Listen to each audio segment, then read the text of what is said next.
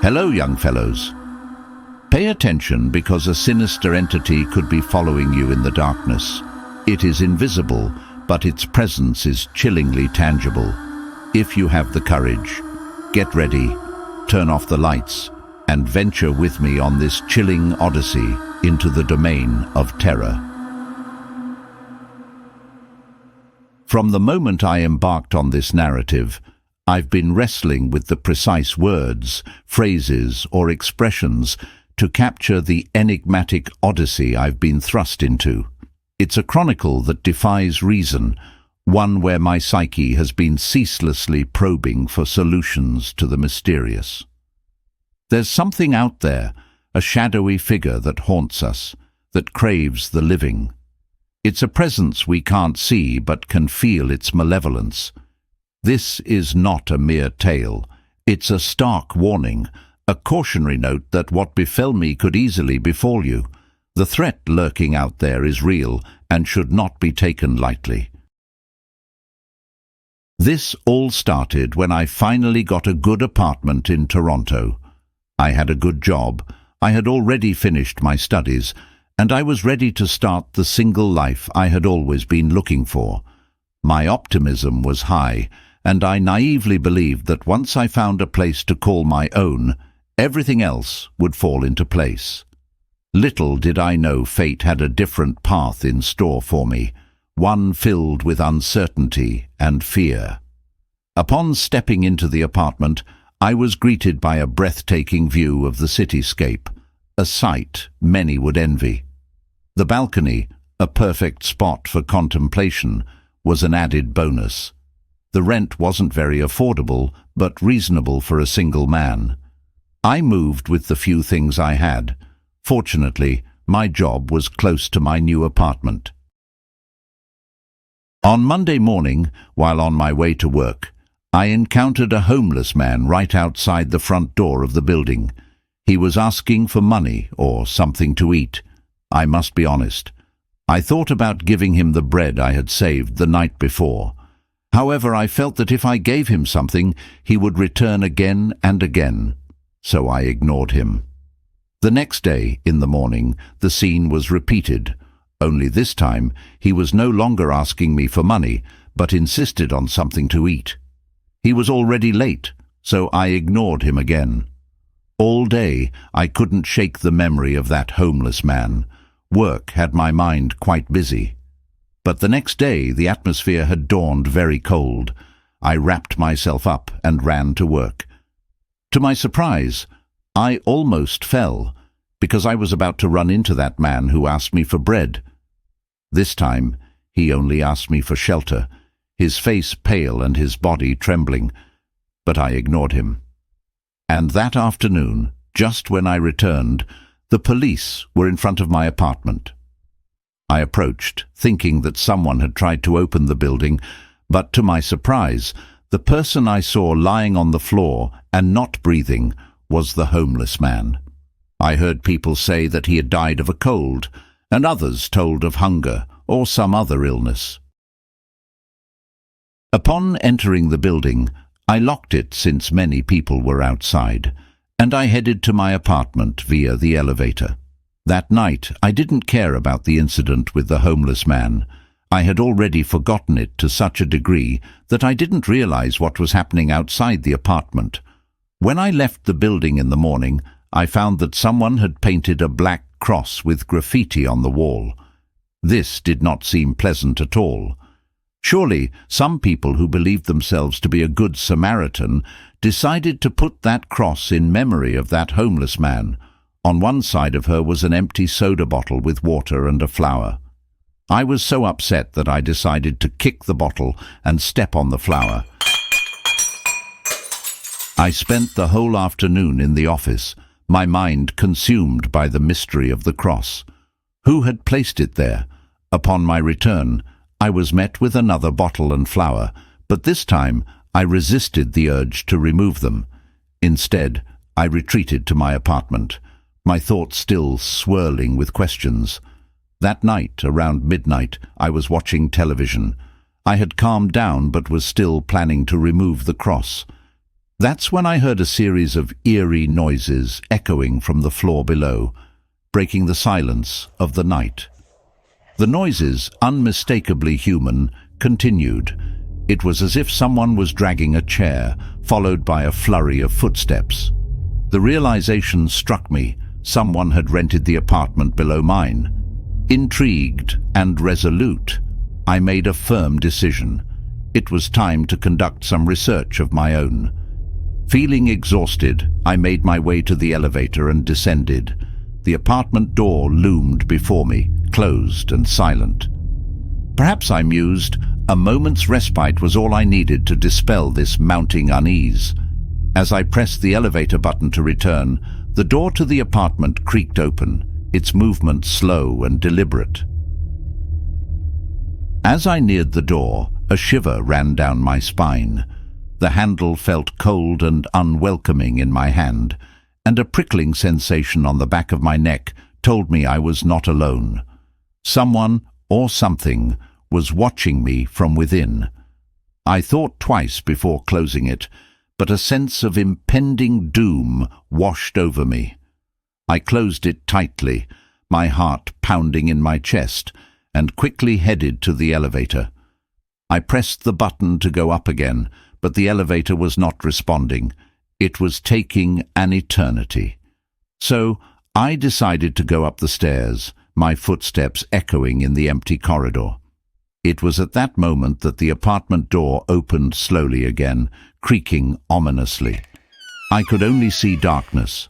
I preferred to leave it that way, and tell the owner the next day that the door to that apartment was broken. I headed to the stairs, and as soon as I put my foot on the first step, I could hear someone go up from the ground floor. This somehow gave me chills, so I hurried up to my floor.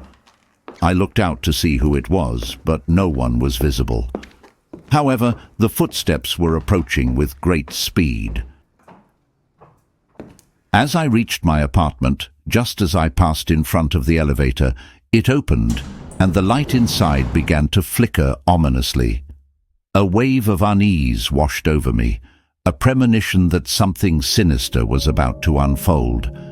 I felt a growing restlessness, a nagging feeling that I was being watched. I couldn't shake off the certainty that someone was lurking behind me.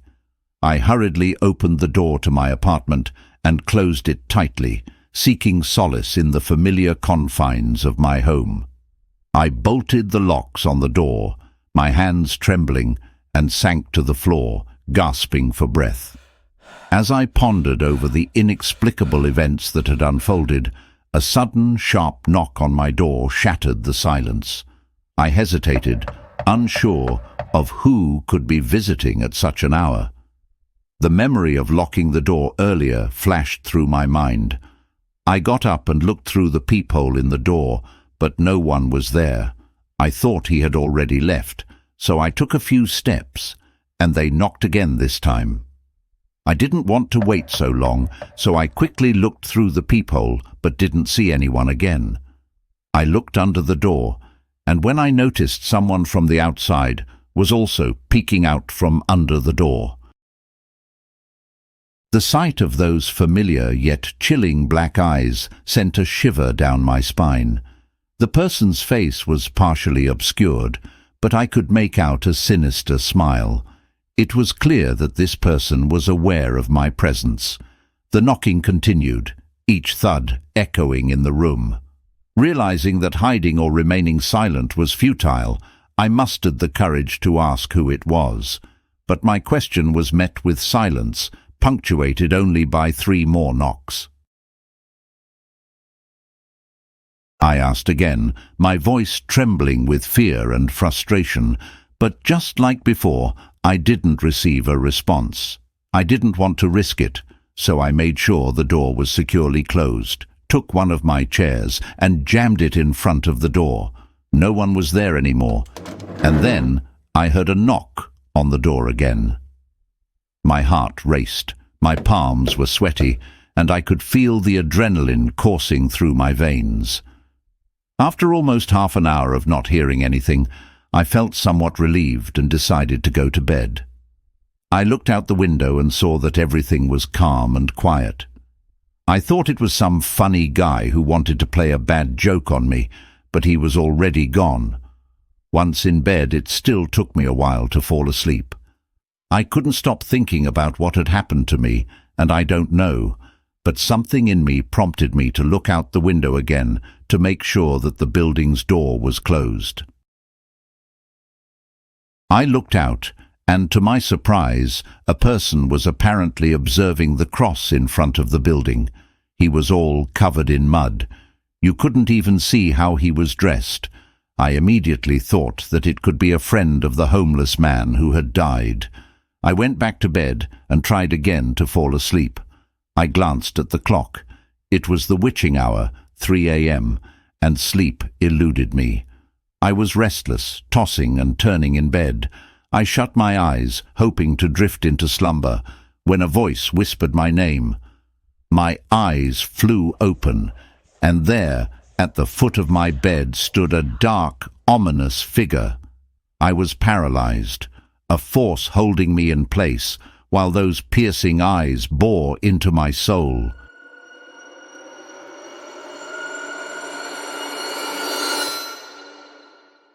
His face was completely dark, a void that seemed to absorb all light, and his eyes were bright, two orbs of intense, unnatural light.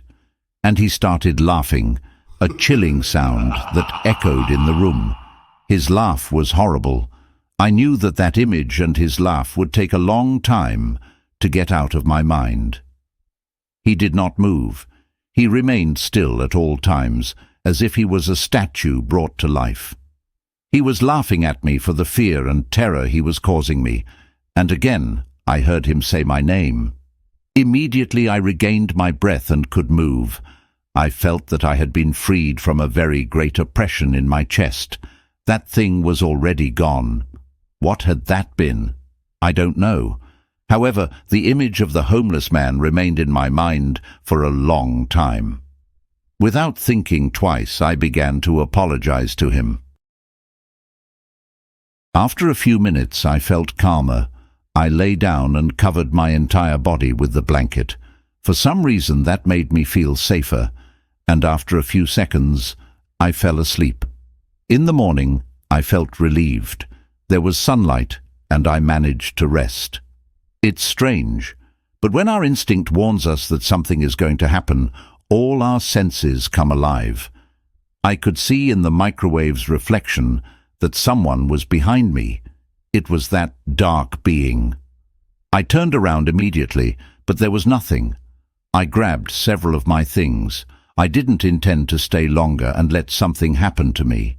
I ran towards the exit, and in the bathroom, I thought I saw that thing watching me. I turned around to get a better look, and it was gone. I ran out of the apartment with no intention of returning. Nowadays, I find myself looking for another place to live. I will only return to pick up my things from the apartment accompanied by someone else. I go to the cross every chance I get, place a flower, and light a candle. I hope it doesn't happen to you. However, I invite you to the next time you see a homeless person asking you for something to eat. Don't be mean to them and help them. I learned it the hard way.